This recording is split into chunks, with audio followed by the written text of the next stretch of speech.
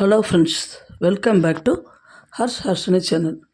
என்னென்னா, இன்றைக்கி எப்போ பாரு எங்கள் வீட்டு கொலுவே காட்டிகிட்டு இருக்கோமேன்னு இன்றைக்கி வந்து என் ஃப்ரெண்ட்ஸ் சர்க்கிளில் எல்லோரும் கொலு கூப்பிட்ருந்தாங்க. பக்கத்தில் எல்லோரும் வீட்டுக்கு நாங்கள் போயிருந்தோம். யார் யார் வீட்டுக்கு போயிருந்தோம், எங்கெங்கே பார்த்தோன்றது சொல்கிறேன்.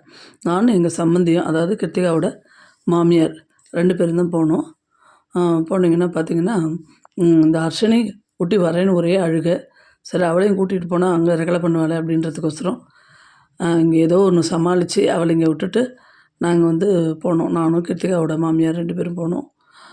போய் பார்த்திங்க அப்படின்னா, இந்த இது இருக்குது இல்லைங்களா, ராஜி சமையலும் மாடி தோட்டமும் அப்படின்னு ஒரு யூடியூபுங்க, ஒரு சேனல் வச்சுருக்காங்க. அவங்களும் ஒரு யூடியூபர் தான். அவங்க வீட்டுக்கு தான் போயிருந்தோம். அவங்க சேனல் பார்த்திங்க அப்படின்னா நல்லா ஹோம்லியாக நல்லாயிருக்குங்க. நிறைய பண்ணியிருப்பாங்க, நிறைய பண்ணுவாங்க. கிட்டத்தட்ட ஒரு 4-5 இயர்ஸு அவங்களோடது அது சேனல் ஆரம்பித்து. பார்க்காதவங்களாம் பாருங்கள், ரொம்ப நல்லாயிருக்கும், ஹோம்லியாக இருக்கும் அவங்க சேனலும்.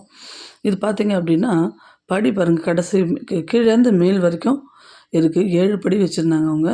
பொம்மையெல்லாம் பார்த்திங்கன்னா ரொம்ப அழகாக, ரொம்ப நேர்த்தியாக வச்சுருந்தாங்கங்க. அப்படியே ரொம்ப சூப்பராக இருந்தது. அழகாக கொஞ்சம் நிறைய டைம் ஸ்பெண்ட் பண்ணி வச்சுருந்தாங்க. அவங்களுக்கு குழந்தைங்கள்லாம் பெருசாக இருக்குது, எல்லோரும் ஹெல்ப் பண்ணுறாங்க, வைக்கிறாங்க. கரெக்டாக இருந்தது அவங்களுக்கு டைமு. அது பார்த்திங்க அப்படின்னா இதில் வந்து எனக்கு ரொம்ப பிடிச்சதே பார்த்திங்க அப்படின்னா, இங்கே பாருங்கள், இந்த கல்யாண செட்டு, அடுத்தது வந்து இந்த அம்பாள் வந்து கலசம் ரொம்ப அழகாக அலங்காரம் பண்ணி வச்சுருந்தாங்க.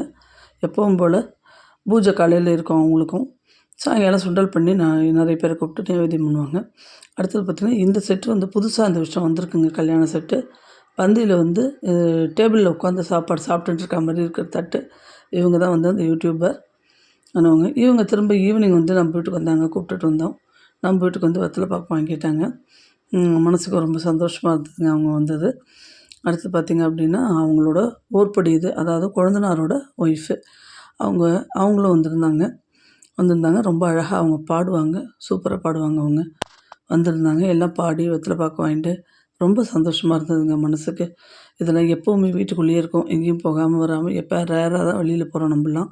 இப்படி இருக்கும்போது தெரிஞ்சவங்க அறிஞ்சவங்கள்லேருந்து நம்மளோட கஷ்ட நஷ்டங்கள் ஷேர் பண்ணிக்கும்போது ரொம்ப சந்தோஷமாக இருக்குது, ஜாலியாக இருக்குது. அது ஒரு நல்லாயிருக்கு, மனசுக்கு ஒரு சந்தோஷமாகவும் நிறைவாகவும் இருக்குது.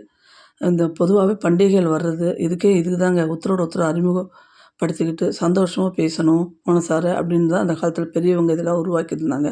அதோட பக்தியும் இதில் சேர்ந்துருக்கு. நவராத்திரியில் அம்பாள் வந்து கடைசியில் ராத்திரி வந்து எல்லோரும் முடிச்சுட்டு நைட்டு ஒரு 9 மணிக்கு மேலே ஆரத்தி சுற்றி சுவாமிக்கு வந்து அம்பாளுக்கு டெய்லி ஆரத்தி எடுக்கணும். ஆரத்திக்கு சுற்றி போட்டிருந்தேன் நான். அன்றைக்கி பார்த்திங்க அப்படின்னா, அன்றைக்கி வந்து பொட்டுக்கடலை பொடி பண்ணி